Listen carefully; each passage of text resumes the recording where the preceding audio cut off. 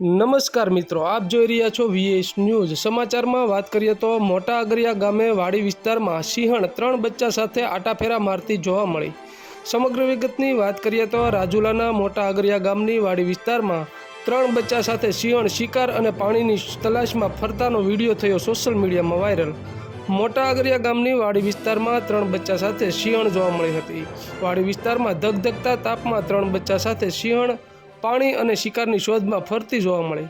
વાડી વિસ્તારમાં 3 બચ્ચા સાથે સિંહણ નીકળતા માલધારીના મોબાઈલ કેમેરામાં કેદ થતા વિડીયો થયો સોશિયલ મીડિયામાં વાયરલ।